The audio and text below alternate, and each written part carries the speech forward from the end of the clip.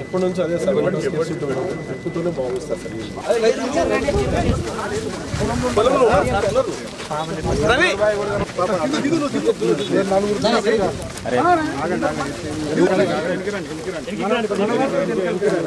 చెట్టు కనిపించాలా మీరు చెట్టు కనిపించాలి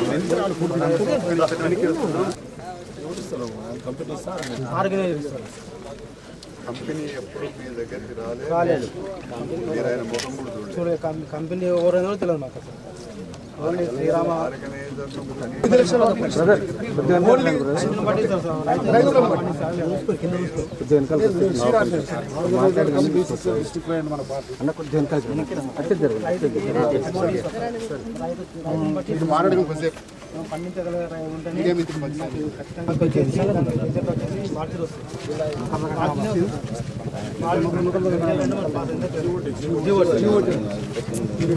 అప్పుడు మాకు అమౌంట్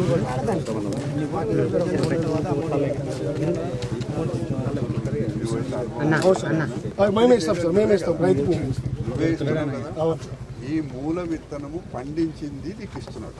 అవును సార్, అవును సార్, రైతు పండించిందే ఇస్తాడు.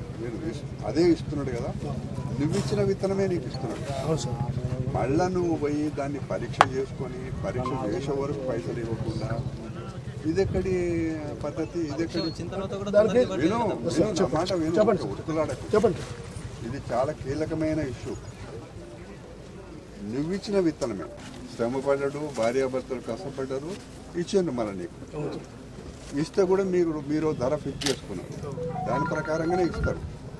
ఇది నువ్వు పరీక్ష చేసుకొని అది మొలకెత్తుతుందా లేదా ఆయనకేం సంబంధం? మీరిచ్చిన విత్తనమే కదా, కేవలం ఆయన శ్రమపడ్డోడే, ఆయన శ్రమకి ఏమి ఇస్తారో అదే ఇవ్వాలి. నుంచి వచ్చినటువంటి వాళ్ళు సీడ్ ఏజెంట్స్, తర్వాత వీళ్ళందరూ ఆర్గనైజేషన్స్ అందరూ ఉన్నారు. వాటికి ఒపీనియన్ మనం తీసుకొని తర్వాత ఫైనల్ గా చైర్మన్ గారు కూడా మాట్లాడడం జరుగుతుంది. దీంతో పాటు పాలమూరు రైతాంగం, నాకు తెలిసిన వ్యవసాయం, మీ పూర్వీకులు కానీ మా పూర్వీకులు కానీ పత్తి పంట మనకు తెలియదు. మీ పూర్వీకులంతా కూడా ఇక్కడ ఎక్కువ శాతం వర్షాకాలం పంట ఆముదాలు పండించేవాళ్ళు. ఆ ఆముదాల పంట ప్రపంచంలోనే 2వ స్థానంలో మహబూబ్ నగర్, నల్గొండ ఉన్నది. ఆ ఆముదాల పంటకు కొంతకాలం తర్వాత తెగుళ్ళు వచ్చి పంట కాపాడుకునే పరిస్థితి లేక శాస్త్రజ్ఞులంతా ఇంకా లాభం లేదని వదిలిపెట్టుకున్న సందర్భంలో ఈ పత్తి పంట బయటికి రావడం, మీరంతా ఆదరించడం, కష్టపడి పండించడం, దేశానికి ప్రపంచంలోనే చైనాతో పోటీగా ఇక్కడ పత్తి పంట పండిస్తున్న మీకు నిజంగా ఈ ప్రభుత్వం పక్షాన ధన్యవాదాలు.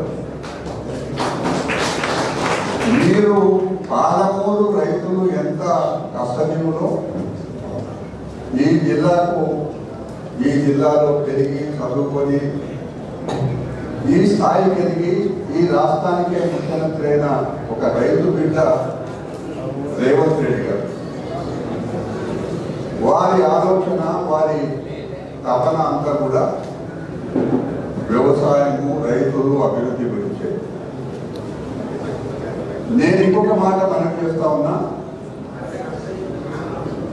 వ్యవసాయ కమిషన్ దేశంలో వేయాలని ఎప్పటి నుంచో ప్రతిపాదన ఉండే, కానీ గౌరవ రేవంత్ రెడ్డి గారు ముఖ్యమంత్రి కాకముందు పిసిసి ప్రెసిడెంట్గా ఉన్నప్పుడే మేనిఫెస్టోలో పెట్టి వ్యవసాయ కమిషను, దానితో పాటుగా వ్యవసాయం చేసే రైతాంగ సంక్షేమం గురించి కమిషన్ వేస్తాము అనే మేనిఫెస్టోలో పెట్టడం, ఆ కమిషన్ వేయడం, నాతో పాటుగా సభ్యులను వేయడం 8 మాసాలు అయిపోయింది.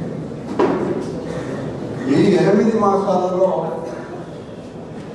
అనేకమైన సూచనలు ఇప్పటికే మేము ప్రభుత్వానికి చేయడం జరిగింది. అవన్నీ తర్వాత మాట్లాడుకున్నాం. కానీ ఇప్పుడు మీ విషయానికి వస్తే మీరు ఏదైతే పత్తి విత్తనాలు పండిస్తున్న రైతాంగం ఎన్ని ఇబ్బందులు పడుతున్నారు అని ఈ మధ్య కాలంలోనే కాదు చాలా కాలం నుంచి కూడా కొంత బయటికి వచ్చినా ఇంత మీకందరికీ తెలుసు 2004లో కాంగ్రెస్ పార్టీ అధికారానికి వచ్చింది, రాష్ట్రంలో కూడా వచ్చింది, కేంద్రంలో కూడా వచ్చింది. మన్మోహన్ సింగ్ గారు ప్రధానమంత్రి గారు, రాజశేఖర రెడ్డి గారు ముఖ్యమంత్రి గారు, సోనియా గాంధీ గారు చైర్పర్సన్ గారు. రైతు దేశానికి వెన్నెముక, రైతు అన్నదాత. కాంగ్రెస్ పార్టీ ఎప్పుడెప్పుడు అధికారానికి వస్తే అప్పుడప్పుడు సంస్కరణ తీసుకొచ్చింది. ఇందిరాగాంధీ భూ సంస్కరణ చేయలేదా? స్టార్ట్ చేస్తాం. సో అందరికీ కూడా అలాగే ఎక్స్పీరియన్స్ ఉన్న గౌరవ ఎక్స్ఎమ్మెల్యే గారు, సంబార్ గారు, విజయ్ గారు అందరూ కూడా వచ్చినారు. సో అందరూ మీ యొక్క ఒపీనియన్ ఇప్పుడు డిస్ట్రిక్ట్ అగ్రికల్చర్ ఆఫీసర్గా స్టార్ట్ చేయాల్సిందిగా కోరుతున్నాను. నమస్కారం.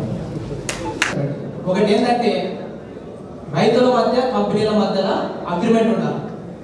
ఇది కమర్షియల్ పంట కాబట్టి రైతుల మధ్యలో కంపెనీల మధ్యలో అగ్రిమెంట్ ఉండాలి. ఆ అగ్రిమెంట్ లో అన్ని పొందుపరచడానికి అవకాశం ఉంటుంది. కానీ అట్లా ఈ ప్రాంతంలో జరగడం లేదు. కాబట్టి రైతాంగం వాళ్ళ సమస్య వచ్చినప్పుడు ఎక్కడ పోవడం వాళ్ళకి అర్థం ఉంటుంది. కలెక్టర్ దృష్టికి ఆర్గనైజర్ కంపెనీ ఏమంటుందంటే మేము డైరెక్ట్ గా రైతాంగానికి ఇవ్వలేమండి, రైతులు మేము వెంటనే ఐడెంటిఫై చేయగలుగుతాం కాబట్టి మొదలు ఆర్గనైజర్ సిస్టమ్ పెట్టుకుంటాం అంటున్నారు. సరే ఓకే, మంచిది. వాళ్ళు నాటిన తర్వాత పంట 40 డేస్ అయిన తర్వాత క్రాసింగ్ స్టార్ట్ చేసిన తర్వాత విపరీతమైనటువంటి రోగాలు వస్తున్నటువంటి పరిస్థితి. కాబట్టి దానికి బీమా సౌకర్యం అనేది లేదు, పంటలకు కల్పించాలి. కాబట్టి ఏమైందంటే వాళ్ళు పెట్టుబడి 50 లక్షల రూపాయలు పెట్టి సాగు చేసిన తర్వాత 50 రోజులు అయిన తర్వాత అది పుష్పం వచ్చి దాన్ని క్రాసింగ్ స్టార్ట్ చేస్తా పంట నష్టపోతున్నారు, లక్షల రూపాయలు అప్రూవల్ పరిస్థితి. రెండోది పంట ఇప్పుడు రైతులు చెప్పారు చాలా మంది, ఒక రైతు ఒక ఎకరా వ్యవసాయం చేయాలంటే ఇప్పుడు అది కమర్షియల్ పంట కాబట్టి 2 నుంచి 2.5 లక్షల రూపాయలు పెట్టుబడి వస్తున్నారు. 8 మంది పిల్లలు కావాలి క్లాసింగ్ చేయడం, 8 మంది పిల్లలు. ఒక్కొక్క బాబుకి ఒక నెలకి క్లాసింగ్ చేయడం 15,000 రూపాయలు.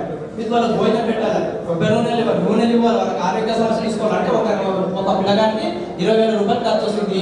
అట్లా దున్నినప్పటి నుంచి పత్తి ఇప్పించి జిన్నింగ్ ఆడిపించి జిన్నింగ్ నుంచి మళ్ళీ వాళ్ళు పోయిన తర్వాత 7 సంవత్సరం వరకు కొట్టేస్తున్నటువంటి పరిస్థితి. కాబట్టి ఇదొకటి. రెండోది వచ్చేసి వ్యాపార సంబంధించి